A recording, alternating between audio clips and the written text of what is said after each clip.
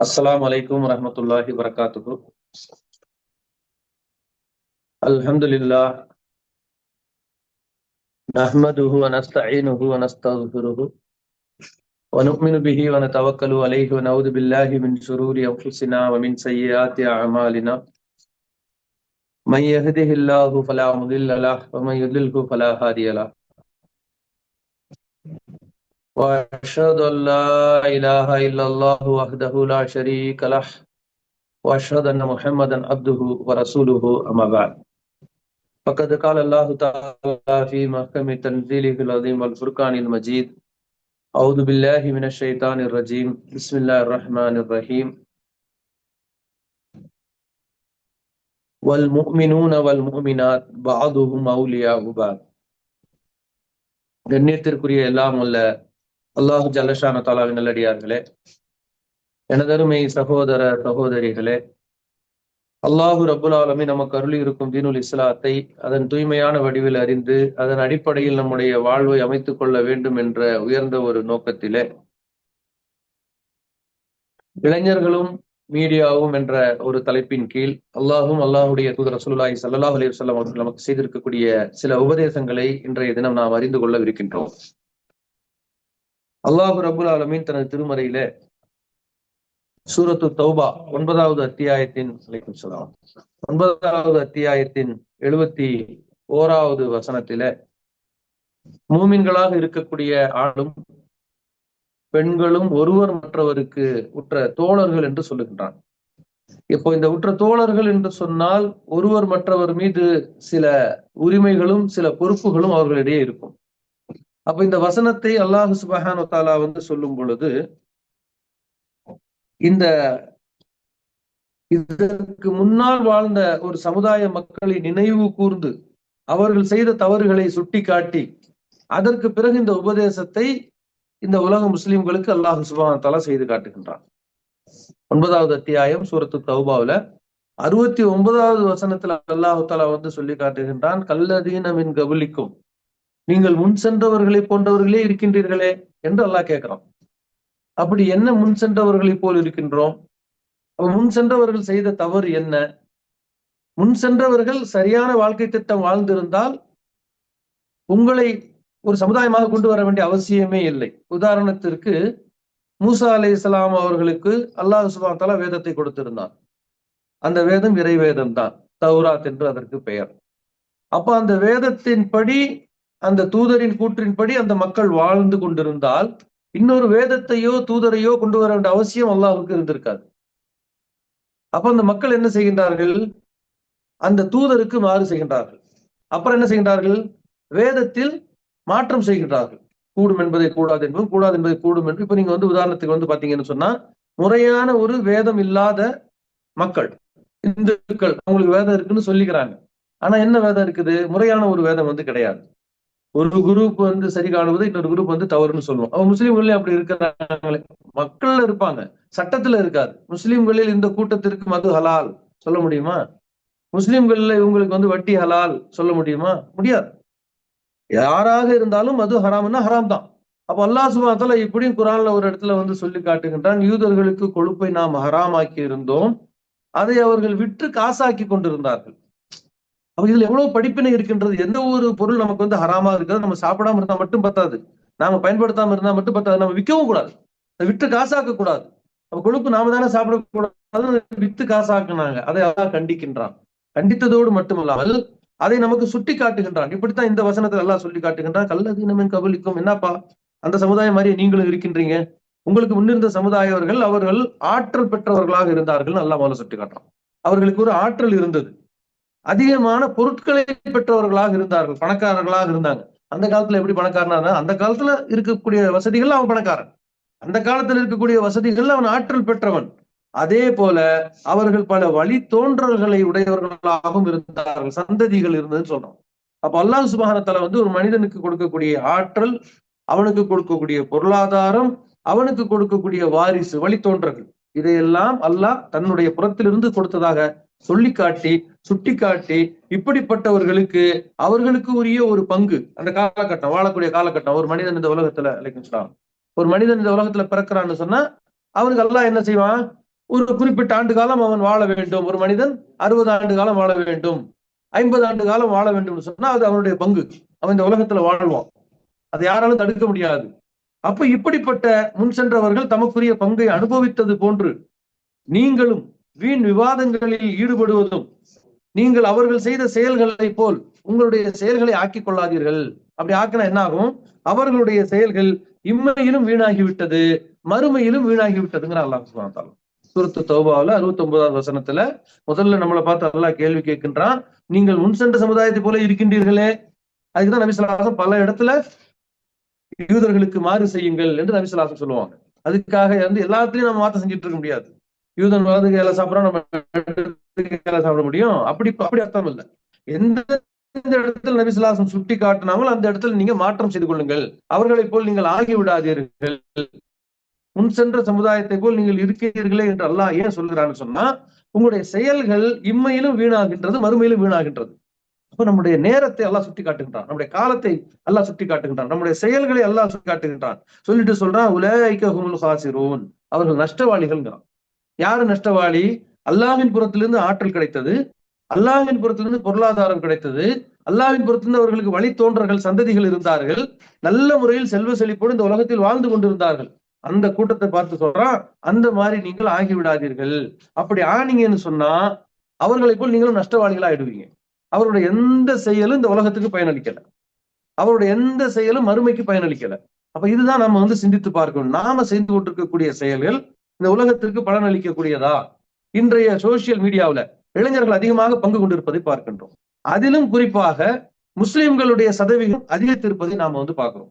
ஏதாச்சும் ஒரு இன்சிடென்ட் உலகத்துல நடந்தா அதை பற்றி கருத்து சொல்லக்கூடியவர்கள் முஸ்லிம்களாக இருக்கின்றார்கள். முஸ்லிம் மார்க்க அறிஞர்களாக இருந்தால் டொங்குன்னு சத்தம் தான் எல்லாரும் மயக்க தூக்கிறாங்க, அதை பற்றி கருத்துக்களை சொல்றாங்க. எல்லாவற்றுக்கும் நாம் கருத்து சொல்லிதான் ஆக வேண்டுமா? அதை முதல்ல யோசிக்கணும். இன்னொரு கோணத்தில் பார்க்கும் பொழுது பரவாயில்லை, இந்த மீடியாவின் பக்கமே இல்லாமல் இருந்த சமுதாயம் ஓரளவு முன்னேறி சமுதாயத்துல பங்கு கொண்டிருக்கின்றது, மீடியாவை விளங்கி வைத்திருக்கிறது, படித்து வைத்திருக்கிறது என்று நாம் அதை பெருமைப்படுவதா என்று பார்த்தால், அவர்கள் பங்கு கொண்டிருக்கக்கூடிய அந்த செய்திகள் இந்த உலகத்திற்கு பலனளிக்கக்கூடியதா? ஒரு செய்தி, நீங்க போய் ஒரு பொருளை வாங்குறீங்க, 100 ரூபாய்க்கு உள்ள பொருள் 50 ரூபான்னு போட்டிருக்கிறான்.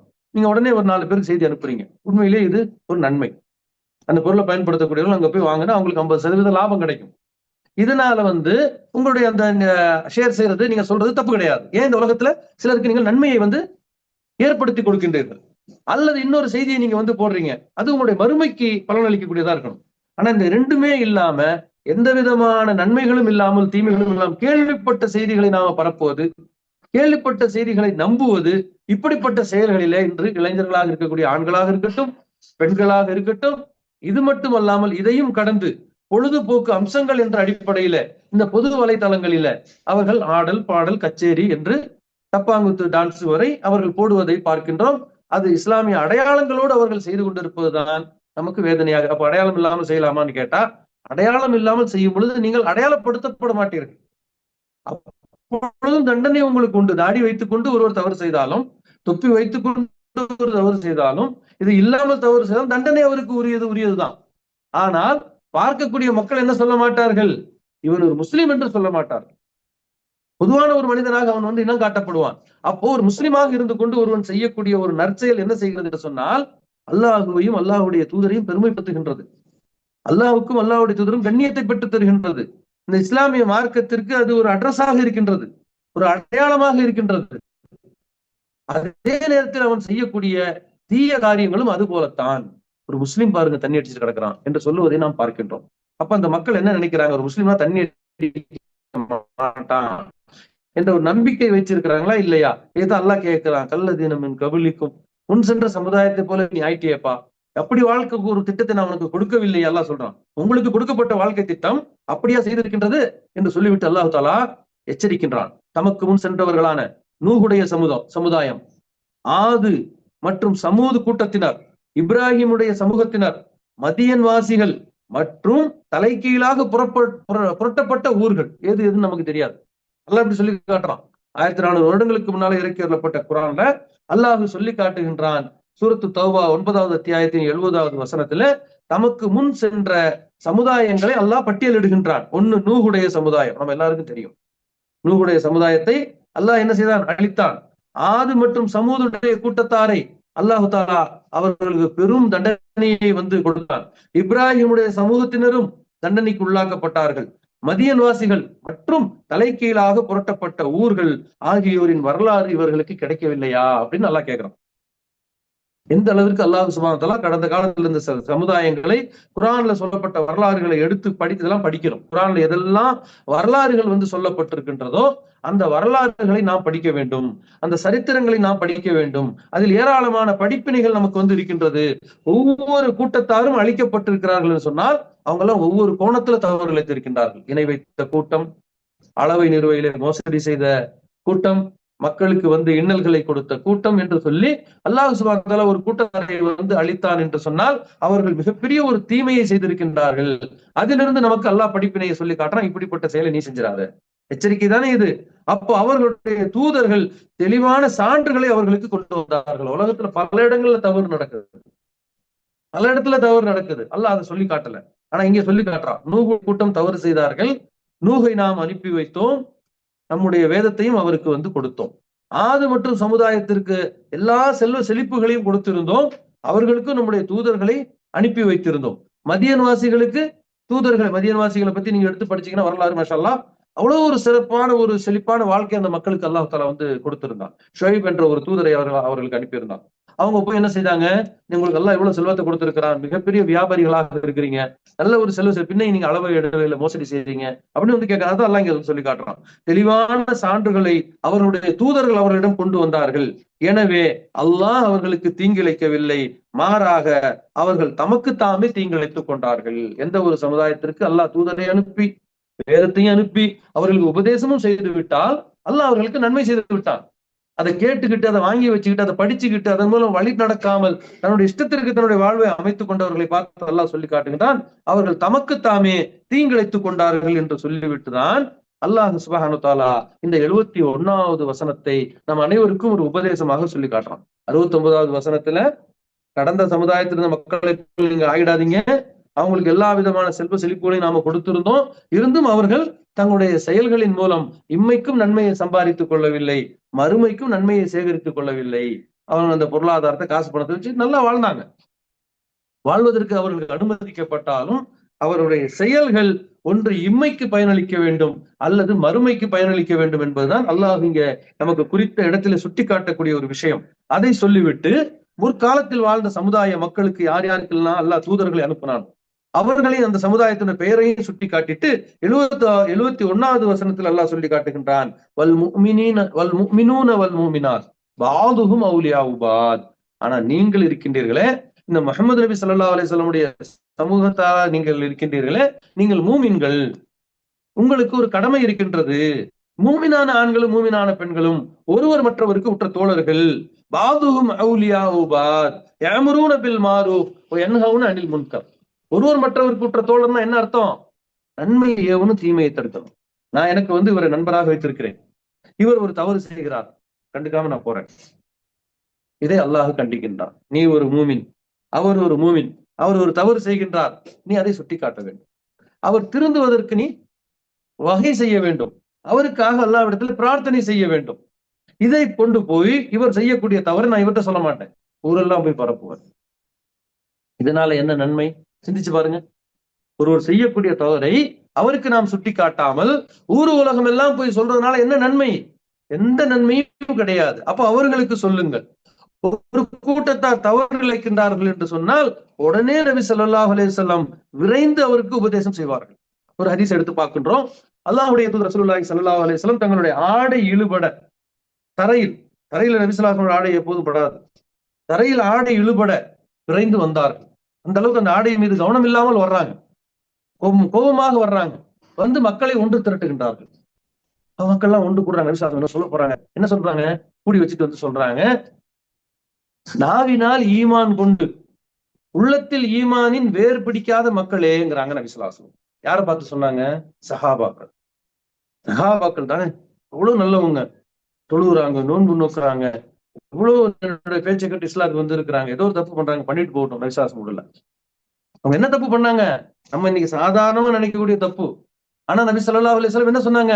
நாவினால் ஈமான் கொண்டு உள்ளத்தில் ஈமானின் வேர் பிடிக்காத மக்களே பிறருடைய குறைகளை துருவாதீர்கள். பிறருடைய குறையை துருவுனது ஒரு விஷயம் இருக்குதாங்க. உடனே விசுவாசம் மக்களை ஒன்று திரட்டி அதை செய்யாதீங்கன்னு உபதேசம் பண்றாங்க.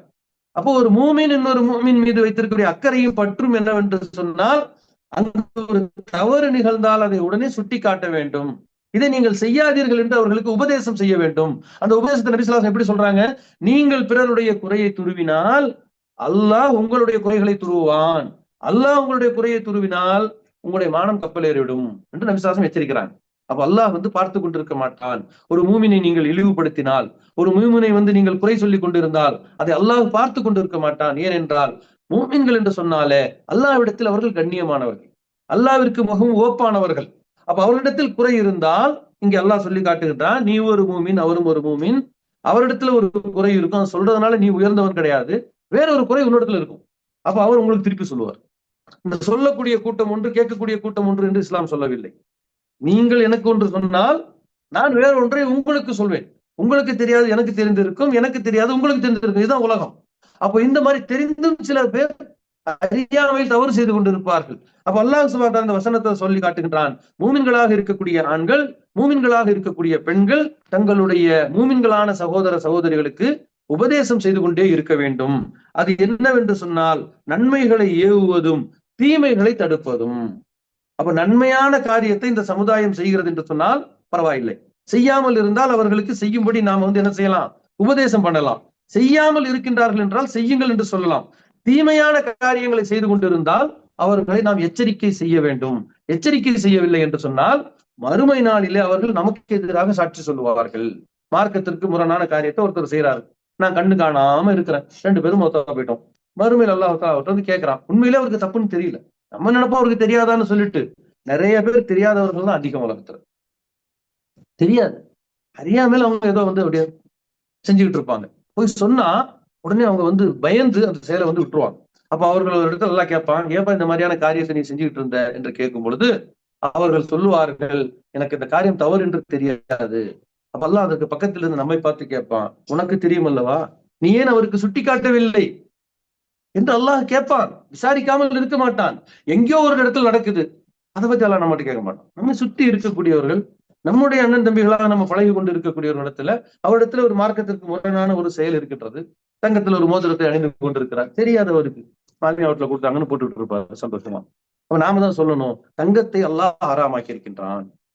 அல்லாஹ்வுடைய தூதர் நபி ஸல்லல்லாஹு அலைஹி வஸல்லம் ஒரு கையில் தங்கத்தையும் ஒரு கையில் பட்டாடையும் வைத்துக் கொண்டு, இவை இரண்டையும் என்னுடைய உம்மத்தின் ஆண்களுக்கு நான் ஹராமாக்கி விட்டேன்ட்டான். அப்ப உலகம் உள்ளளவும் ஒரு பட்டு ஆடை அணிகிறதோ அல்லது ஒரு தங்கத்தினால மோதிரத்தை அணிவதையோ நபி ஸல்லல்லாஹு அலைஹி வஸல்லம் நமக்கு அனுமதிக்கவில்லை. ஆனால் எத்தனையோ முஸ்லீமாக இருக்கக்கூடியவர்கள் அறியாமையில இந்த மோதிரத்தை அணிந்து கொண்டிருக்கிறார். நம்ம சொல்லும் போது உடனே அவங்க கழட்டிடுவாங்க. அப்ப நம்ம எடுத்து சொல்லணும், இதுதான் ஒரு மூமினாக இருக்கக்கூடியவர்கள். அல்லாஹ் தஆலா சொல்றான், ஃபதக்கிர் இன்ன திக்ரா தன்ஃபவுல் மூமினூன். மூமின்களாக இருக்கக்கூடியவர்களுக்கு உபதேசம் பயனளிக்கும். நாம என்ன நினைக்கிறோம், நாம சொன்ன உடனே அவங்க திருந்தணும், நாம சொன்ன உடனே அவங்க விடணும். நீங்க சொல்லுங்க, அவங்க யோசிச்சு அதை செயல்படுத்துவாங்க. அவசரப்பட வேண்டாம், சொல்லிட்டே இருங்க. நபி ஸல்லல்லாஹு அலைஹி வஸல்லம் சொன்ன உடனே எல்லாரும் திருந்திட்டாங்களா?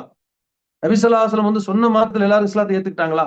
சொந்த குடும்பத்தார்களே ஏற்றுக்கிறது எத்தனை வருஷம் ஆச்சு? சொந்த சித்தப்பா பெரியப்பாவே ஏற்றுக்கொள்ளாமல் கடைசி வரைக்கும் மரணிச்சாங்களே. இறை தூதர்களுக்கே இந்த நிலைனா நமக்கு எந்த நிலை? ஆகவே இன்றைய மீடியாவை என்று எடுத்துக்கொண்டால், இங்கு முஸ்லிம்களாக இருக்கக்கூடிய ஆண்களும் பெண்களும் இன்று நிறைய என்ன செய்கின்றாங்க, பங்கு வகிக்கின்றார்கள். பாராட்டக்கூடிய ஒரு விஷயமாக இருந்தாலும் இவர்கள் செய்யக்கூடிய இந்த செயல்கள் இவர்களுக்கு இந்த உலகத்தில் ஏதேனும் நன்மையை பெற்றுத் தருகின்றதா, மறுமைக்கு ஏதேனும் நன்மையை பெற்றுத் தருகின்றதா என்ற கேள்வி நமக்கு எழுந்த காரணத்தினால்தான் சோசியல் மீடியாவில் என்று பங்கு கொண்டு இருக்கக்கூடிய முஸ்லிம்கள், ஆண்களாக இருக்கட்டும் பெண்களாக இருக்கட்டும், அவர்கள் தங்களுக்குள் ஒரு வரையறையை வைத்துக் கொள்ள வேண்டும். அல்லாஹ்வை அஞ்ச வேண்டும். அல்லாஹ்வுடைய நபி ஸல்லல்லாஹு அலைஹி வஸல்லம் வாழ்க்கையை பின்பற்றி தங்களுடைய வாழ்க்கையை அவர்கள் பிரதிபலிக்க செய்ய வேண்டும். இளைஞர்கள் என்று சொன்னால் அவர்கள் எதை வேண்டுமானாலும் செய்யலாம் என்று நினைப்பார்கள். வயதான பிறகு அவர்கள் நல்லவர்களாக அப்படி கிடையாது. இஸ்லாம் அப்படி சொல்லவே இல்லை. எல்லா வயசுலயும் நீங்க என்ன செய்யணும், நன்மைகளைத்தான் செய்யணும். இளமை பருவத்துல தவறு செய்யலாம் என்பதை இஸ்லாம் அங்கீகரிக்கவில்லை. எந்த ஒரு நேரத்திலும் நீங்கள் தவறு செய்ய முடியாது. அல்லாஹ்வுடைய நபி ஸல்லல்லாஹு அலைஹி வஸல்லம் இறை தூதராக தேர்ந்தெடுப்பதற்கு முன்னாலே தூய்மையான வாழ்க்கை வாழ்ந்த இளைஞராக இருந்தார்கள். அப்போ எந்த ஒரு பதிவுகள் இன்னைக்கு எடுத்து பார்த்தாலும் முஸ்லிம்களாக இருக்கக்கூடிய ஆண்கள் சில கருத்துக்களுக்கு பதிவிடும் பொழுது தவறான வார்த்தைகளை பயன்படுத்துவதை பார்க்கின்றோம். தவறான வார்த்தைகள், கெட்ட வார்த்தைகள், அசிங்கமான வார்த்தைகள் பயன்படுத்துவதை பார்க்கின்றோம். சர்வசாதாரணமாக உலகின் பல தலைவர்களை திட்டும் பொழுது அவர்களை தவறான வார்த்தையால் திட்டுவதை பார்க்கின்றோம். நேரடியாக அவரை நீங்கள் திட்டுவீர்களா? நேரடியாக அவரை பார்த்தால் நீங்கள் திட்டுவீர்களா? திட்ட முடியுமா? திட்டலாமா? இப்படி ஒரு மனிதன் முதல்ல யோசிக்கணும். ஒரு மனிதர் ஒரு நாட்டுக்கு அதிபராக இருக்கின்றார், பிரதமராக இருக்கின்றார் என்று சொன்னால் அல்லாஹ்வுடைய தூதர் நபி ஸல்லல்லாஹு அலைஹி வஸல்லம் அவர்களுக்கு கண்ணியம் கொடுக்க சொல்லுகின்றார்கள், அவர்களுக்கு மரியாதை கொடுக்க சொல்லுகின்றார்கள், வயதுக்கு மரியாதை கொடுக்க சொல்லுகின்றார்கள். அவர்களை பற்றி கருத்து போடும் பொழுது தவறான ஒரு வார்த்தை, கெட்ட வார்த்தை, அல்லாஹ்வுடைய தூதர் நபி ஸல்லல்லாஹு அலைஹி வஸல்லம் தங்களுடைய வாழ்நாளில் அறிந்தோ அறியாமலோ கெட்ட வார்த்தை பேசினதே இல்லை. சஹாபாக்கள் யாரேனும் ஒரு கெட்ட வார்த்தை பேசினால் அந்த வார்த்தையை மீண்டும் பயன்படுத்துவதற்கு நபி ஸல்லல்லாஹு அலைஹி வஸல்லம் தடை விதித்தார்கள். அவன் இந்த வார்த்தை சொன்னான்னு அந்த வார்த்தை நீ சொல்லக்கூடாது, சொன்னா நீயும் சொன்னவனாக்கி விடுவா என்று எச்சரிக்கின்றாங்க. அப்போ ஒரு மூமினுடைய நாவு என்பது எப்படிப்பட்டதாக இருக்க வேண்டும்? தூய்மையானதாக இருக்க வேண்டும். அவனால் முடிந்த அளவு அதை நீ கட்டுப்படுத்த வேண்டும். நபி ஸல்லல்லாஹு அலைஹி வஸல்லம் சொல்றாங்க, யார் ஒருவர் 2 தாடைகளுக்கு மத்தியில் இருப்பதையும் 2 தொடைகளுக்கு மத்தியில் இருப்பதையும் பேணிக் கொள்கிறாரோ அவர் சொர்க்கம் செல்வதற்கு நான் சாட்சியாக இருக்கிறேன் என்று சொன்னால் என்னுடைய பேச்சு, என்னுடைய எழுத்து, என்னுடைய சிந்தனை இஸ்லாத்தின் அடிப்படையில் இருக்க வேண்டும். எந்த ஒரு விஷயத்திற்காக நீங்கள் பதிவுகள் போடுவதாக இருந்தாலும் முதலில் நீங்கள் பார்க்க வேண்டும், அந்த கருத்தை பதிவிட்டவர் யார். யாரோ ஒருத்தருடைய செய்தியை நான் போடுறேன், அவரை திட்டி நீங்க ஏன் குரூப்ல போடுறீங்க அல்லது என்னுடைய இன்பாக்ஸ்ல போடுறீங்க, இது அவருக்கு போய் சேருமா? இந்த அறிவு கூட இல்லை, இது போகாது அவருக்கு. ஆகவே இந்த இடத்துல நீங்க ஏன் இப்படி உங்களுக்கு அவர் மீது கோபம் இருக்கின்றது, இருக்கட்டும், பரவாயில்ல, ஆனா அதை வெளிப்படுத்தக்கூடிய இடம் இது அல்ல.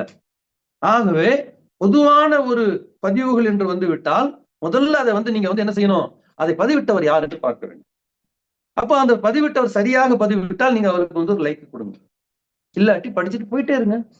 அதை நீங்கள் பரப்ப வேண்டும் என்பது கட்டாயமாக இருந்தால் அந்த இடத்தில் ஒரு நிமிடம் யோசியுங்கள். இந்த செய்தியை நான் 4 பேருக்கு கொண்டு போனால் என்னுடைய மலக்குகள் நன்மைகளை பதிவு செய்வார்கள். அல்லாஹ் சுப்ஹானஹு வ தஆலா என்ன செஞ்சிருக்கிறான், எல்லா மனிதர்களுக்கும் 2 மலக்குகளை வச்சிருக்கிறான். இப்ப நான் பேசிட்டு இருக்கிறேன் என்று மலக்குகள் பதிவு செய்வார்கள், நீங்கள் கேட்டுக்கொண்டிருக்கின்றீர்கள் என்று உங்களுக்கு மலக்குகள் பதிவு செய்வார்கள். இந்த நம்பிக்கை ஒரு மனுஷனுக்கு இல்லாட்டி அவன் மூமினே கிடையாது, அவன் முஸ்லிமே கிடையாது. ஒரு மூமின் என்று சொன்னால் அவனுக்கு 6 விஷயங்களில் அசைக்க முடியாத நம்பிக்கை இருக்க வேண்டும். ஆமன்து பில்லாஹி வ மலாயிகத்திஹி வ குதுபிஹி வ ரசூலிஹி வல் யௌமில் ஆகிர் வல் கத்ர் ஷர்ரிஹி கைரிஹி மினல்லாஹி தஆலா. இது என்னது? அல்லாஹ்வை நான் நம்பணும், மலக்குகளை நம்பணும், அல்லாஹ்வுடைய வேதங்களை நம்பணும், அல்லாஹ்வுடைய தூதர்களை நம்பணும், மறுமை நாளை நம்பணும், நன்மையும் தீமையும் இறைவன் பொறுத்தில் தான் நடக்கின்றது என்ற விதியை நான் நம்பணும். இந்த நம்பிக்கையில் சின்ன ஒரு ஓட்டை இருந்துச்சுன்னா நான் ஒரு முழுமையான மூமினா ஆக முடியாது. அப்படி இருக்கும் பொழுது மலக்குகள் என்று சொன்னால் அதை எப்படி நம்பணும்? மலக்குகள்னு ஒருத்தங்க இருந்தாங்க நபி ஸல்லல்லாஹு அலைஹி வஸல்லம் காலத்துல, இப்படியா? இல்ல, இன்னைக்கு இருக்கிறாங்க. இந்த சபையில் மலக்குகள் இருக்கின்றார்கள், நமக்காக பிரார்த்தனை செய்து கொண்டிருக்கின்றார்கள். நாம் என்ன செய்து கொண்டிருக்கிறோம், என்ன நினைத்துக் கொண்டிருக்கிறோம் என்பதை பதிவு செய்து கொண்டிருக்கின்றார்கள். நான் என்ன மனசுல நினைக்கிறேங்கிறது என்னோட ரப்புக்கு தெரியும், ரப்பு நியமித்த மலக்குகளுக்கு தெரியும், ரப்பு அனுமதி அளித்த ஷைத்தானுக்கு தெரியும். இது மூலம் நம்ம விளங்கி வச்சிருக்கணும். நம்முடைய சிந்தனையை விளங்கக்கூடிய ஆற்றல் இவர்களுக்கெல்லாம் இருக்கின்றது. அப்ப அந்த மலக்குகள் என்ன செய்கிறார்கள் என்பதை சிந்திச்சு ஒரு செய்தி வருகிறது என்று சொன்னால் முதல்ல அதை உண்மையா என்பதை நீங்கள் உறுதிப்படுத்துங்கள், உண்மையா என்பதை சரிபாருங்கள். உண்மைதான் சொன்னா நல்லது, நம்புங்க, பிரச்சனை இல்லை. அதை நீங்க மற்றவர்களுக்கு அனுப்புவதாக இருந்தால் அனுப்புனா நன்மை கிடைக்குமா? நான் ஒரு செய்தி, எனக்கு ஒரு செய்தி வருகின்றது, அந்த செய்தியை நான் ஒரு 10 பேருக்கு ஷேர் செய்கின்றேன் என்று சொன்னால் எனக்கு 10 நன்மைகள் பதிவு செய்யப்பட வேண்டும். இல்லை என்றால் அல்லாஹ் சுட்டி காட்டியது போல் இந்த நேரமும் விரயமாகி இந்த காரியங்களும் தேவையற்றதாகி இந்த உலகத்திலும் எந்த ஒரு பயனும் இல்லாமல் மறுமையிலும் எந்த ஒரு நன்மையும் கிடைக்காமல் நான் என்னுடைய காலத்தை விரயம் செய்தவனாக அல்லாஹ் சுப்ஹானஹு வ தஆலா வல் அஸ்ர், காலத்தின் மீது சத்தியம் செய்கின்றான். காலத்தை நீங்கள் விரயம் செய்யாதீர்கள் என்று சொல்றான். காலம் என்பது உங்களுக்கு அருளப்பட்டது, ஏற்கனவே தீர்மானிக்கப்பட்டு வச்சிருக்கு, இத்தனை காலம் தான் நீங்க வாழ போறீங்கன்னு சொல்லிட்டு இந்த நேரத்தை போய் நீங்க வேஸ்ட் பண்ணிட்டு இருக்கலாமா? உங்களுடைய ஆயுள் தீர்மானிக்கப்பட்டிருக்கின்றது, இத்தனை வருஷம் தான் நம்ம உயிர் வாழ போறோம், அல்லாஹ் ஏற்கனவே தீர்மானிச்சு வச்சிருக்கிறான்.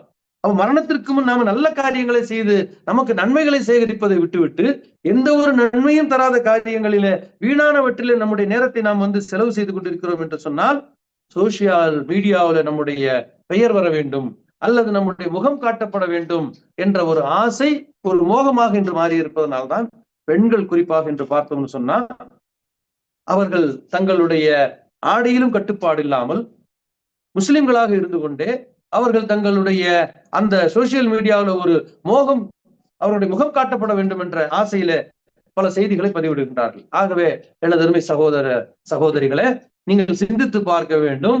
சகோதரிகள் நேரடியாக அவர்கள் சிந்திக்க வேண்டும். நமக்கு அல்லாஹ் சுப்ஹானஹு வ தஆலா அருள் இருக்கக்கூடிய ஒரு அழகு என்றால் அதை யாரிடத்தில் காட்ட வேண்டும்? உடனே குர்ஆனில் முகம் காட்டலாம், கை காட்டலாம் என்று இருக்கிறது என்று வருவார்கள். முகத்தையும் கையையும் தேவையான இடத்தில் காட்டுவதற்குத்தான் அனுமதிக்கப்பட்டிருக்கிறே தவிர தேவையில்லாமல் உங்களுடைய முகத்தை நீங்கள் சோசியல் மீடியாவில் பரப்புவதற்கு அல்லாஹ் சுப்ஹானஹு வ தஆலா என்ன செய்யவில்லை? உங்களுக்கு அனுமதி வழங்கவில்லை. அதுவே மேக்கப் போட்டுக்கொண்டு உங்களுடைய அழகை நீங்கள் அலங்காரப்படுத்திக் கொண்டு பொது வலைத்தளங்களிலே உங்களுடைய முகத்தை காட்ட வேண்டுமா? நாளை மறுமையில இதனால் நீங்கள் அடைய போற நன்மை என்ன? சினிமா பாட்டுக்கு இவர்கள் வாய் அசைத்து பாடுகின்றார்கள். பார்த்தால் அபாயெல்லாம் போட்டுட்டு முஸ்லிம் பெண்களாக இருக்கின்றார்கள். அப்ப உங்களுக்கு இதுதான் மார்க்கமா? உங்களுடைய மார்க்கம் இதைத்தான் உங்களுக்கு கற்றுக் கொடுத்திருக்கின்றதா? ஆயிஷா ரலியல்லாஹு அன்ஹா எந்த அளவிற்கு, ஃபாத்திமா ரலியல்லாஹு அன்ஹா எப்படி தங்களுடைய முகங்களை மறைத்து வெளியே சென்றார்கள்? தேவையான இடத்தில் முகத்தை காட்டுவதற்கு மார்க்கத்தை தடை இல்லை.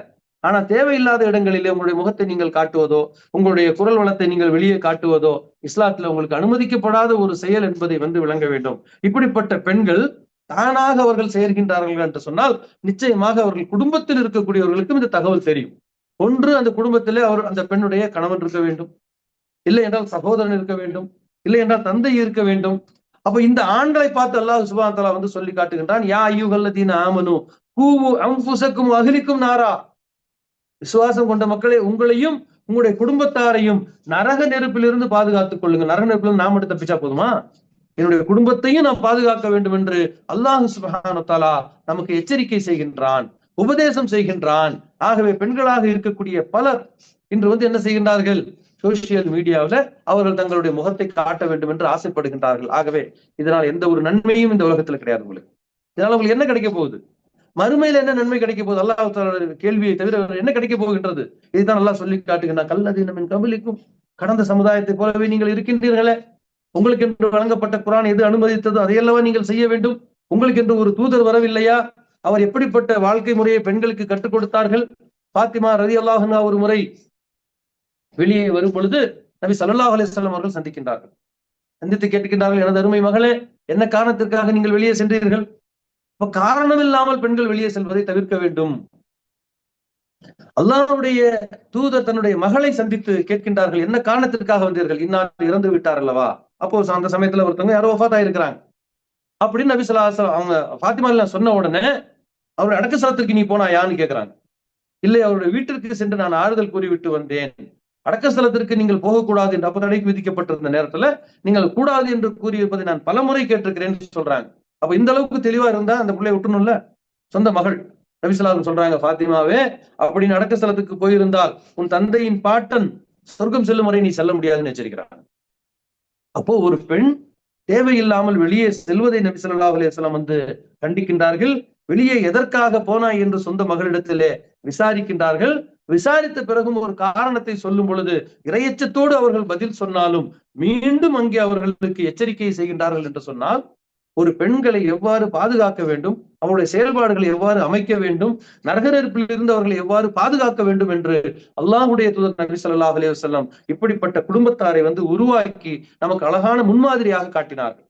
ஆயிஷா ரலியல்லாஹு அன்ஹா ஆரம்பத்துல ஒல்லியா இருப்பாங்க, மரணத்தின் வேலை அவங்க ரொம்ப உடல் தடித்து இருந்தாங்க. அப்ப அந்த நேரத்துல அவங்க சொன்னாங்க, நான் இறந்து விட்டால் என்னுடைய ஜனாதாவை பகலில் எடுத்து செல்லாதீர்கள். இன்னைக்கு மூடி எல்லாம் கிடையாது, சும்மா ஒரு கட்டில ஒரு போர்வையை போட்டு தூக்கிட்டு போவாங்க.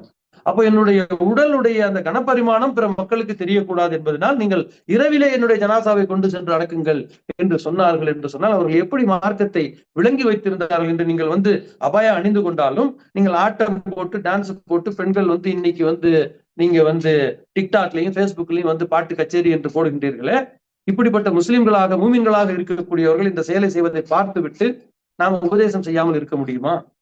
இதைத்தான் அல்லாஹ் சொல்லி காட்டுகின்றான், வல் முஃமினீன வல் முஃமினாத் பஅதுஹும் அவுலியாஉ பஅத். மூமினானவர்களிடத்தில் நீங்கள் தவறுகளை கண்டால் அவர்களுக்கு நீங்கள் உபதேசம் செய்யுங்கள். உபதேசம் செய்தால் அவர்கள் மூமின்களாக இருக்கும் பட்சத்திலே அவர்களுக்கு பலனளிக்கும் என்று அல்லாஹ் வாக்குறுதி வழங்குகின்றான். ஆகவே அந்த அல்லாஹ் மீது தவக்கல் வைத்து இந்த சமுதாய மக்கள், இளைஞர்களாக இருக்கக்கூடிய ஆண்கள் பெண்களுக்கு நாங்கள் இந்த உபதேசத்தை செய்கின்றோம். நீங்கள் பொது வலைத்தளத்திலே நல்ல முறையில், நீங்கள் கண்ணியமான முறையிலே நீங்கள் உங்களுடைய முகத்தை காட்டி நல்ல பதிவுகளை போடுங்கள். வார்த்தைகளை நீங்கள் பதிவு செய்யும் பொழுது அழகான வார்த்தைகளை பதிவு செய்யுங்கள். அல்லாஹ்வுடைய நபி ஸல்லல்லாஹு அலைஹி வஸல்லம் சொல்லி காட்டுகின்றார்கள், யார் ஒருவன் அல்லாஹ்வையும் ஆகிரத்தையும் நம்புகின்றானோ, மன்கான யூமினு பில்லாஹி வல் யௌமில் ஆகிரா ஃபல்யகுல் கைரா அவில் யஸ்முத். யார் ஒருவன் அல்லாஹ்வை நம்புறானோ, ஆகிரத்தை நம்புறானோ, அவன் தான் மூமின். அவன் கூறினால் நல்லதை கூறுவான், அல்லது வாய்ப்புத்தி இருங்கள் என்று நபி ஸல்லல்லாஹு அலைஹி வஸல்லம் சொல்லி காட்டுவார்கள். தமிழ் மொழியிலே ஒரு குறளிலே இருக்கின்றது, இனிய உளவாக இன்னாத கூறல் கனி இருப்ப காய் கவர்ந்தற்று. நல்ல சொற்கள் இருக்கும் பொழுது அதை விட்டுவிட்டு நல்ல சொற்களுக்கு அதே வார்த்தை தான் பயன்படுது, அதே எழுத்துக்கள் தான் தேவைப்படுது, கெட்ட வார்த்தையும் அதுதான் தேவைப்படுது. அப்ப நல்ல வார்த்தைகள் சொல்லுவதற்கான வாய்ப்பு இருக்கக்கூடிய இடத்த ஒருத்தர் வாங்கன்னு கூப்பிடுறதுக்கு என்ன கஷ்டம், வாடான்னு சொல்றதுக்கு உங்களுக்கு என்ன லாபம்? ரெண்டுமே கிடையாது. வாங்கன்னே கூப்பிடலாமே, நல்ல சொற்களை பயன்படுத்தலாமே. அப்ப கெட்ட சொற்கள், நல்ல சொற்களை பயன்படுத்த இடம் இருந்தும் கெட்ட சொற்களை பயன்படுத்தக்கூடியவர்கள் கனிகள் இருக்கக்கூடிய இடத்தில் தேடி பிடித்து காயை கடித்து தின்பவர்களை போன்றவர்கள் என்று திருவள்ளுவர் சொல்லி காட்டுகின்றார். நபி ஸல்லல்லாஹு அலைஹி வஸல்லம் சொல்றாங்க, அல்லாஹ் ஒருத்தன் நம்புறான், ஒரு மூமின் கெட்ட வார்த்தை பேசுவான், அவன்கிட்ட போய் அல்லாஹ் நம்புறியானா? ஆமா ஆமா. வறுமை நாள நம்புறியா? என்னப்பா இப்படி கேக்குறீங்க, இப்ப நீ ஏன் கெட்ட வார்த்தை சொன்ன?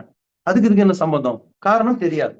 அப்ப அவங்களுக்கு சொல்லணும், நபி ஸல்லல்லாஹு அலைஹி வஸல்லம் சொல்லி காட்டி இருக்கிறாங்க, நீ அல்லாஹ்வை நம்பக்கூடியவனாக இருந்தால், மறுமை நாளை நம்பக்கூடியவனாக இருந்தால் நல்லதை பேசு, இல்லை என்றால் எனக்கு பேச தெரியாது, வாய்ப்பு இரு. மௌனமாக இருப்பதற்கு உனக்கு எனக்கு என்ன கஷ்டம்? பேசித்தான் ஆக வேண்டும் என்பது என்ன இருக்கின்றது? ஆகவே இன்று ஏதேனும் ஒரு நிகழ்வு உலகத்தில் நடந்துவிட்டால் நம்முடைய முஸ்லிம் இளைஞர்கள் அதற்கு கருத்து சொல்ல கிளம்பி விடுகின்றார்கள். மார்க்க அறிஞர்களும் அதற்கு சளைத்தவர்களாக இல்லை என்று சொல்லி அதற்கு கருத்து, எல்லா விஷயங்களுக்கும் நாம் கருத்து சொல்ல வேண்டிய அவசியம் இல்லை. நமக்கென்று சில அறிவு இருக்கின்றது, அந்த விஷயத்துலதான் கருத்து சொல்லணும். ஒரு விஞ்ஞானி மருத்துவத்துறையில கருத்து சொல்ல முடியாது, ஒரு மருத்துவத்துறையில இருக்கிறவர் வேற ஒரு விவசாயத்துல கருத்து சொல்ல முடியாது. அல்லாஹ்வுடைய தூதர் ஸல்லல்லாஹு அலைஹி வஸல்லம் அப்படிப்பட்ட கருத்தை சொல்லி பிறகு வாபஸ் வாங்கிக்கிறாங்க. அல்லாஹ்வுடைய தூதர் ஸல்லல்லாஹு அலைஹி வஸல்லம் சில கருத்துக்களை சொல்லும் பொழுது சகாபாக்கள் கேட்பாங்க, அல்லாஹ்வுடைய தூதரே, அல்லாஹ்வின் பொறுத்து வந்த செய்தி என்றால் அதை நாங்கள் சிரமேற்று ஏற்றுக்கொள்வோம், உங்களுடைய கருத்தாக இருந்தால் உலக அனுபவம் எல்லாத்திலையும் ஒரு மனுஷனுக்கு இருக்காது. அப்போ அதை சுட்டி காட்டுறாங்க, அதை நபி ஸல்லல்லாஹு அலைஹி வஸல்லம் ஏற்றுக்கொள்ளவும் செய்கின்றார்கள். அப்போ இதுதான் இந்த உலகத்துல எனக்கு எல்லா அறிவும் எனக்கு இருக்குதுன்னு ஒருத்தன் நம்பும் பொழுது அவனை விட வேற ஒரு முட்டாள் இருக்க மாட்டான்.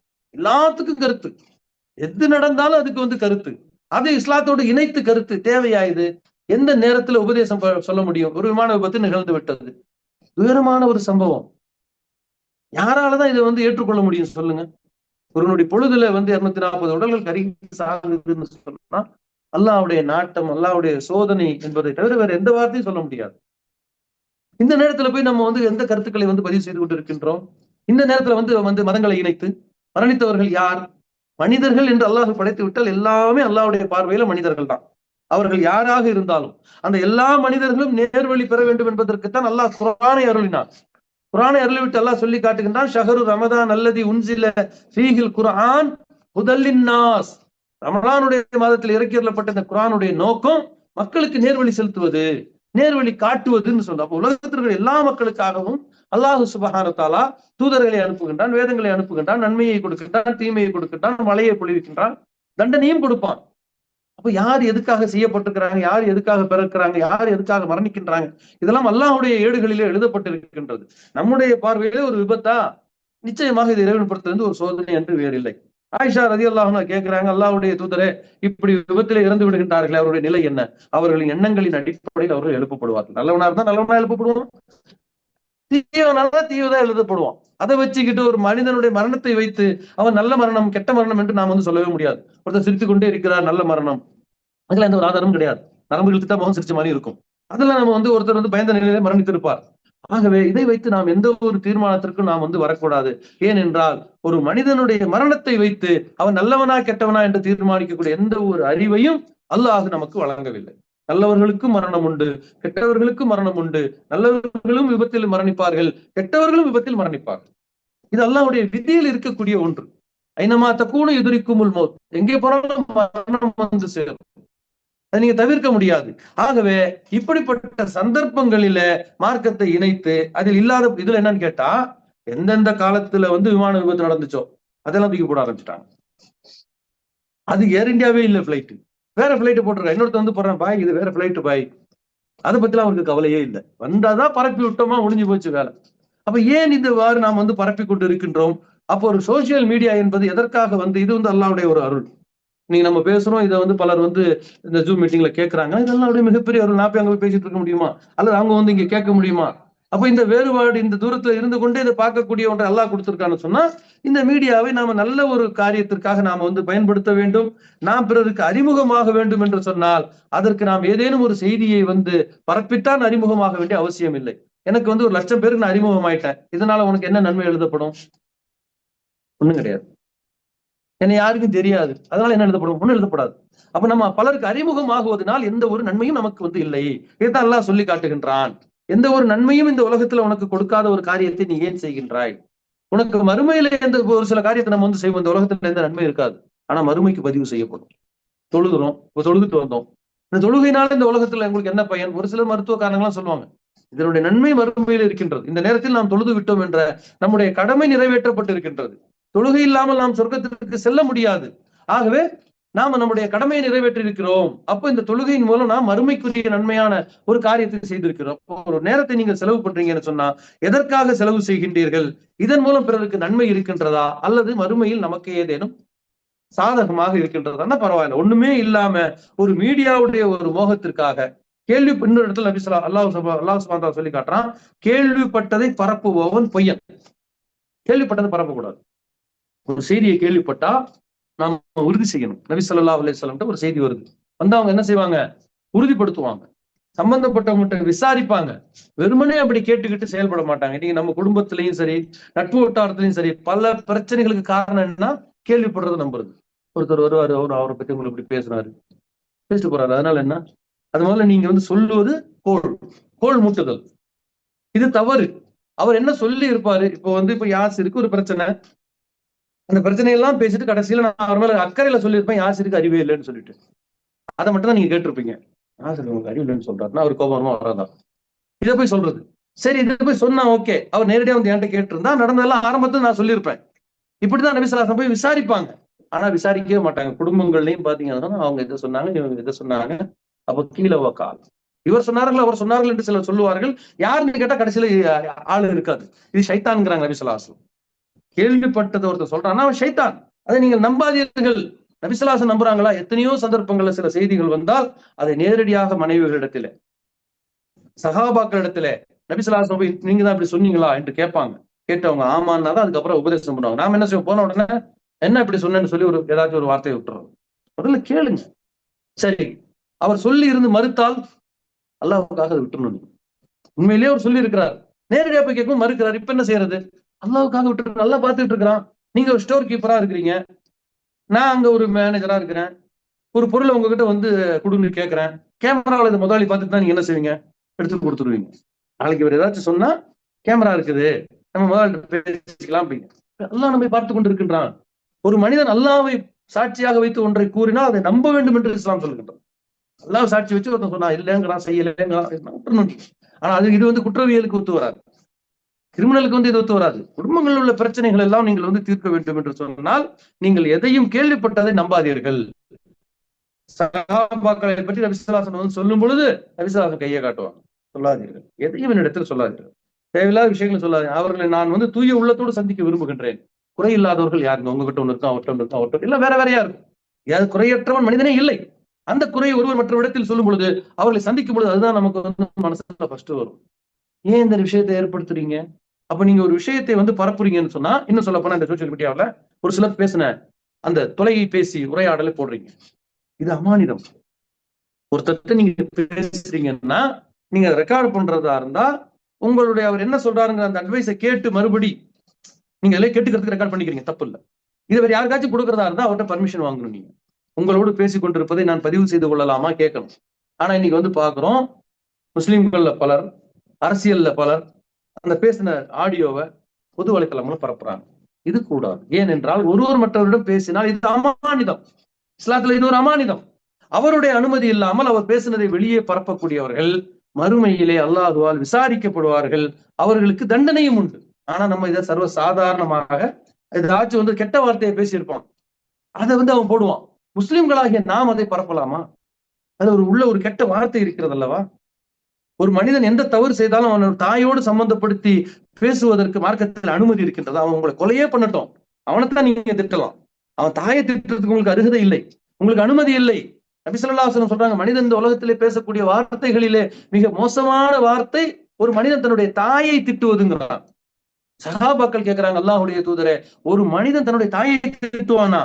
அவன் தன்னுடைய தாயை திட்ட மாட்டான், அடுத்தவன் தாயை அவன் திட்டுவான். பதிலுக்கு இவனுடைய தாய் திட்டப்படுவான். அவன் ஏசுவான், இவன் நீ அம்மானா அவனும் அம்மாப்பா.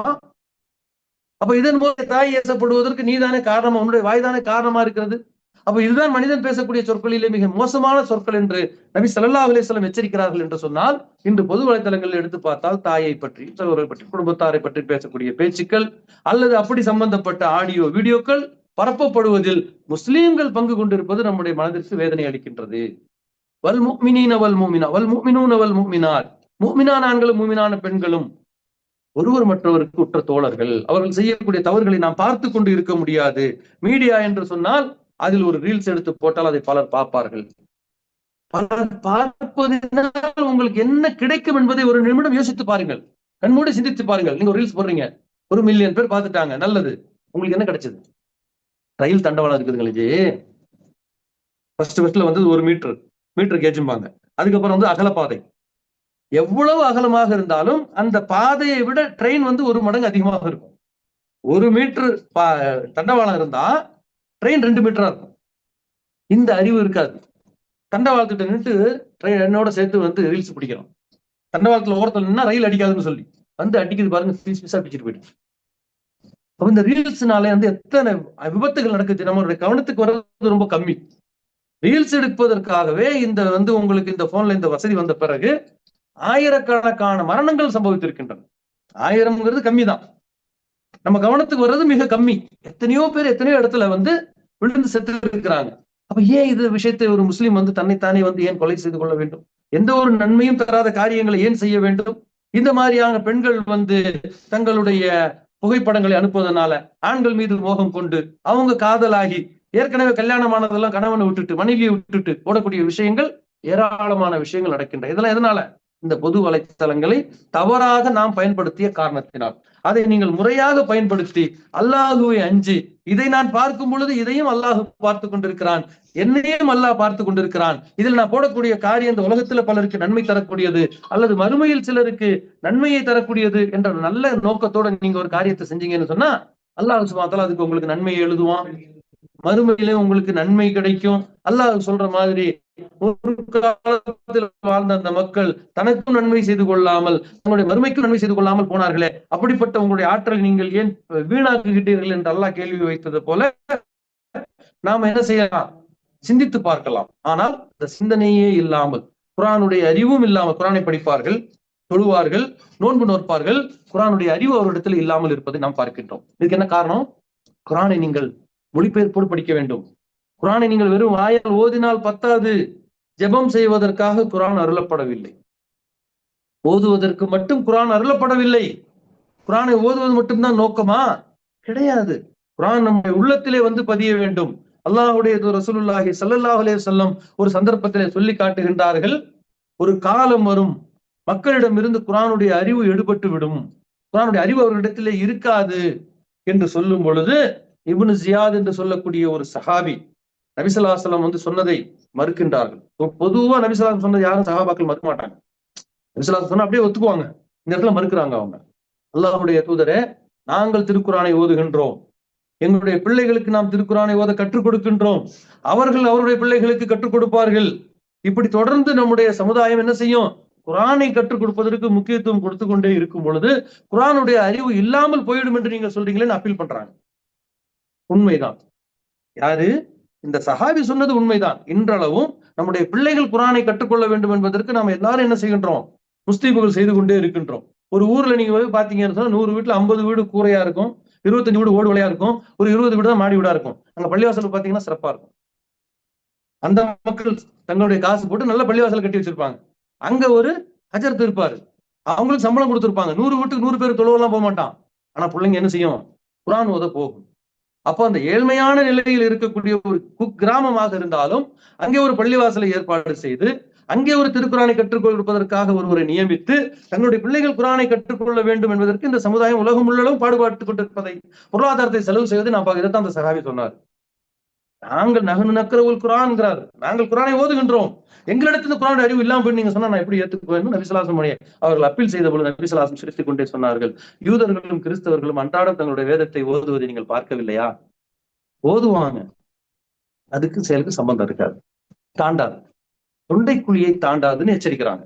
அப்ப யூதர்களும் கிறிஸ்தவர்களும் அன்றாடம் வேதத்தை ஓதுகின்றார்கள். எந்த யூத கிறிஸ்தவனுக்கு மது ஹலாலாக்கப்பட்டிருக்குது? இன்னைக்கு கிறிஸ்துமஸ் அன்னைக்கு 100% மது பரிமாறப்படுகின்றது. 100% மது பரிமாறப்படுகின்றது. அவருடைய வேதத்தில் இந்த மது ஹலாலா?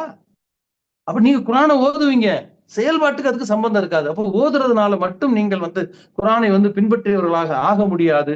அப்ப குரான் என்று சொல்லுவது நம்முடைய வாழ்க்கை திட்டம். அந்த குரான்ல அல்லாஹ் சுப்ஹானஹு வ தஆலா சொல்லியிருக்கக்கூடிய சட்ட திட்டங்களைத்தான் நம்முடைய வாழ்க்கை சட்ட திட்டமாக நாம் மாற்றி நம்முடைய அறிவு குரானுடைய அறிவாக இருக்க வேண்டும். எவ்வாறு ஒரு மருத்துவர் 4 பேர் இருமல் சளி என்றால் 4 பேருக்கு வெவ்வேறு மாத்திரையும் மருந்து கொடுப்பார். எல்லாருக்கும் இந்த இருமல் என்ற ஒரே வார்த்தை இருந்தாலும் அவருடைய வயது, அவர் எங்க இருந்து வந்தார், என்ன காரணம், இதெல்லாம் பார்த்து அவர் வேறு மருந்து கொடுப்பார். அந்த மாதிரி நீங்கள் குரானுடைய அறிவு உங்களுக்கு இருந்தால்தான் எந்த இடத்தில் நீங்கள் எப்படி செயல்பட வேண்டும் என்று குரான் உங்களை செயல்பட வைக்கும். எப்படிப்பட்ட சமுதாயமாக இருந்த அந்த அராபிய தீபகற்பத்துல அந்த மக்களை சிறந்த ஒரு மனிதர்களாக மாற்றி அந்த மனிதர்களுடைய பெயர்களை என்று சொல்லும் பொழுதே ரலியல்லாஹு அன்ஹு என்று உலகத்திற்குரிய கோடான கோடி முஸ்லிம்கள் அவர்களுக்காக பிரார்த்தனை செய்யக்கூடிய வகையில் அவர்களை உயர்த்தியது எது என்று கேட்டால் குரான் தான். உமர் ரலியல்லாஹு அன்ஹு அவர்கள் எந்த பல்கலைக்கழகத்துல போய் படித்தார்கள்? என்ன பட்டம் பெற்றார்கள்? எந்த ஆட்சி பயிற்சி இருந்தது? அப்பன் பாட்டன் யாராச்சும் ஆட்சியாளர்களா? ஒண்ணும் கிடையாது. அல்லாஹ், அல்லாஹுடைய ரசூல், இந்த 2 தான் அவங்களுக்கு, வேற எதுவுமே கிடையாது. அதற்கு எதிராக எது வந்தாலும் அதை ஏற்றுக்கொள்ள மாட்டார்கள். ஆகவே அவர்கள் ஒரு சிறந்த ஒரு ஜனாதிபதியாக அவர்கள் திகழ்ந்தார்கள். இந்த உலகமே போற்றக்கூடிய அளவிற்கு ஒரு சிறந்த ஜனாதிபதியாக உமர் ரலியல்லாஹு அன்ஹு திகழ்ந்தார்கள் என்று யார் யாரெல்லாம் சுட்டி காட்டுறாங்க. இன்னைக்கு இந்தியாவில் நீங்க எடுத்துக்கங்க, ஜனாதிபதியா இந்த சுதந்திரம் அடைந்த பொழுது காந்திஜி கிட்ட விசாரிக்கிறாங்க, நீங்கள் நினைத்தது போல் நாடு சுதந்திரம் அடைந்து விட்டது, எப்படிப்பட்ட ஆட்சி இந்தியாவில் அமர வேண்டும், அதுக்கப்புறம் இவங்க தானே செலக்ட் பண்ண போறாங்க, அது ரிபப்ளிக்கா அல்லது என்ன அதுன்னு சொல்லிட்டு இவங்க தீர்மானிக்கணும். அப்ப கேட்கும்போது சொல்றாங்க, அராபிய தீபகற்பத்தில உமர் பின் கத்தாப் என்று ஒரு ஆட்சி புரிந்தார், அப்படிப்பட்ட ஒரு ஆட்சி நம்முடைய நாட்டிலே மலர வேண்டும் என்று நான் ஆசைப்படுகிறேன். இப்ப தெரியுதா காந்திஜி ஏன் போட்டு தரலாங்கன்னு சொல்லிட்டு, இவர் இருந்த உமரை கொண்டு உட்கார வச்சிருவாருன்னு சொல்லிட்டு போட்டு தரணும். அப்ப இப்படி சமீபத்துல கடந்த 10 வருடங்களுக்கு முன்னால் நடந்த ஒரு எலெக்ஷன்ல கெஜ்ரிவால் என்ன சொல்லுகிறார்? இந்தியாவிற்கு உமர் ரலியல்லாஹு ஆட்சி தேவை என்று பேசுகின்றார். அப்ப அந்த அளவிற்கு அவர்களுடைய ஆட்சியாளராக இருக்கக்கூடியவர்கள் உலக ஆட்சியாளர்களை பார்வையிடுகின்றார்கள். உலக ஆட்சியர் இப்ப அலெக்சாண்டர்னு சொல்ல மாட்டான் வரலாறுல, கிரேட் அலெக்சாண்டர். ஏன் அவன் ஆட்சியை கொண்டு வர வேண்டியதானே? கொண்டு வர வேண்டியதானே? அது என்ன, அது ஆட்சியா? அது ஆட்சி அல்ல, நாடு பிடிக்கக்கூடிய வேட்டை. லட்சக்கணக்கான மக்களை கொன்றான் அல்லாஹ் சுப்ஹானஹு வ தஆலா. ஒரு சாதாரண ஒரு காய்ச்சலை கொண்டு கதையை முடித்து விட்டான். சின்ன வயசு, கம்மி 23 27 வயசு. ஏன் விட்டாயம் உலகத்துல எல்லாரையும் கொண்டுடுவான். அப்ப அல்லாஹ் சுப்ஹானஹு வ தஆலா தவறு செய்யக்கூடியவர்களை விட்டு விடுவான், அநியாயம் செய்பவர்களை விட மாட்டான். அதனால அல்லாஹ் சொன்னா, சீரு ஃபில் அர்தி ஃபயன்துரு கைஃப கான ஆகிபத்துல் முகத்திபின், பொய்யர்களுடைய நிலை என்ன ஆச்சு இந்த உலகத்தை போய் சுற்றி பாரு என்று அல்லாஹ் சொல்றான். இன்று ஏற்படக்கூடிய அழிவுகள், அன்று ஏற்பட்ட அழிவுகள், அல்லாஹ் சுப்ஹானஹு வ தஆலா பொறுத்து கொடுக்கப்பட்ட தண்டனைகள், இதையெல்லாம் பார்க்கும் பொழுது அந்தந்த சமுதாய மக்கள் தங்கள் அல்லாஹுவை அஞ்சி தங்களுடைய செயல்பாட்டுகளை அமைத்துக் கொள்ள வேண்டும். ஆகவே மீடியா என்று சொல்லக்கூடியது வாழ்க்கையின் ஒரு பகுதி தானே தவிர அதுவே ஒரு வாழ்க்கை அல்ல. அப்ப அதிலே மூழ்கி கிடந்து கொண்டு அந்த மீடியாவிலே தங்களுடைய நேரத்தை செலவு செய்து கொண்டு இளைஞர்களாக இருக்கக்கூடிய இன்று பலர் சில மோகங்களின் காரணமாக சினிமா பாடல்களை எடுத்துக்கொண்டு ஆடுவது, பாடுவது, அரசியல் தலைவர்களை கொண்டாடுவது, அதே போல தவறான வார்த்தைகளை பேசுவது, கருத்து பரிமாற்றம் செய்யும் பொழுது எதிரே இருக்கக்கூடியவர்கள் யார், அவருடைய வயது என்ன என்ற எந்த ஒரு இதுவும் கிடையாது. ஒரு பெரிய ஒரு 80 வயசுள்ள ஒருத்தர் மார்க்க அறிஞர் ஒரு மார்க்கத்தை பற்றி பேசுறார், ஏதோ அன்று இருந்த ஒரு தப்சீர்ல இருந்து ஏதோ ஒரு விஷயத்தை எடுத்து பேசுகிறார் என்று சொன்னால் அவருக்கு உரிய முறையில தான் நாங்க அவரிடத்துல கேட்கணும். அவருடைய போட்டோவை மேல போட்டு ஒரு 10 வயசு பையனை விட்டு பேச வச்சு அவர்களை இழிவுபடுத்துவது, இதெல்லாம் மார்க்கத்தில் அனுமதிக்கப்பட்ட காரியங்கள் கிடையாது. மார்க்க அறிஞர்களிடத்துல போய் உங்களோட அறிவை காட்டக்கூடாது. அறிஞரிடத்துல போய் அறிவை காட்டுவதா அறிவு? ஒரு 70 80 வயது மதிக்கத்தக்க ஒரு மார்க்க அறிஞர் பேசுகிறார், ஒரு 10 வயது சிறுவன் எதிர்த்து கேள்வி கேட்கிறார், அதை நீங்கள் பொது வலைத்தளங்கள்ல பரப்பி அவர்களை நீங்கள் இழிவுபடுத்த நினைத்தால் இதையெல்லாம் அல்லாஹ் விரும்புவதில் அல்லாஹ்வுடைய நபி ஸல்லல்லாஹு அலைஹி வஸல்லம் சொல்லி காட்டுறாங்க. மக்களே, மனிதர்களுக்கு நீங்கள் வந்து என்ன செய்யுங்க, மரியாதை கொடுங்க. அவர் யாராக இருக்கட்டும். ஒருவர் வருகிறார் என்றால் அவர் ஒரு விருந்தாளி, அவர் யாராக இருந்தால் அவங்களுக்கு கண்ணியம் கொடுங்க. ஒரு நபர் வருகின்றார், நபி ஸல்லல்லாஹு அலைஹி வஸல்லம் வரவேற்கிறாங்க, கண்ணியமா பேசுறாங்க, அவங்களை அனுப்பி வைக்கிறாங்க. சஹாபாக்களுக்கு ஆச்சரியம், வந்தவர் யாருன்னு தெரியல. யாரு? இன்னைக்கு நம்ம இந்த இஸ்லாத்திற்கு எதிராக நடைபெறக்கூடிய சில கூட்டங்கள் இருக்கின்றார்களே, நீங்க தமிழ்நாட்டிலையும் எடுத்துக்கிட்டீங்கன்னு சொன்னா, இந்து மதம் என்று சொல்லி ஒரு சில கட்சிகளை வைத்துக் கொண்டு இஸ்லாத்துக்கு எதிராக செயல்படுவாங்க. அவங்க வந்து நம்ம என்ன செய்யணும், அவர்களை கண்ணியமான முறையில தான் அவங்களை வந்து வரவேற்கணும். அவர் நல்ல முறையில தான் வந்து அவர்களிடத்தை பேசணும். சகாபாக்கள் கேட்கிறாங்க, வந்தவர் யார் என்று தெரியுமான்னு சொன்னா நபி ஸல்லல்லாஹு அலைஹி வஸல்லம் சொல்றாங்க, இந்த கூட்டத்தின் தலைவர் தானே அப்படிங்கிறாங்க. அவர் தான் நமக்கு வந்து எதிரியாச்சு, அவர் இங்க வந்து விட்டால் அவர் நம்முடைய விருந்தாளிங்கிறாங்க நபி ஸல்லல்லாஹு அலைஹி வஸல்லம். நம்ம சபைக்கு ஒருத்தர் வந்து விட்டால் அவர் நம்முடைய விருந்தினர், அவரை நாம் வந்து கண்ணியப்படுத்த வேண்டும் சொல்லுகின்றார்கள். ஆகவே தருமை சகோதர சகோதரிகளே, இந்த மீடியா என்று வந்து விட்டாலே அதில் நம்முடைய விருப்பத்திற்கு நாம் அங்கே வந்து களமாட முடியாது. ஒரு முஸ்லிமுக்கு எல்லா இடங்களிலும் கட்டுப்பாடு உண்டு, ஆகவே மீடியாவிலும் கட்டுப்பாடு உண்டு என்பதை விளங்கி அல்லாஹ்வும் அல்லாஹ்வுடைய நபி ஸல்லல்லாஹு அலைஹி வஸல்லம் கூறிய அடிப்படையில நம்முடைய வாழ்வை அமைத்துக் கொண்டு இம்மையிலும் மறுமையிலும் வெற்றி பெறக்கூடிய பாக்கியத்தை எல்லாம் அல்லாஹ் நம்மில் ஒவ்வொருக்கும் தந்தருள்வானாக. வாஹிரு தாவானா அல்ஹம்துலில்லாஹி ரப்பில் ஆலமீன். அஸ்ஸலாமு அலைக்கும் வரஹ்மத்துல்லாஹி வபரகாத்துஹு.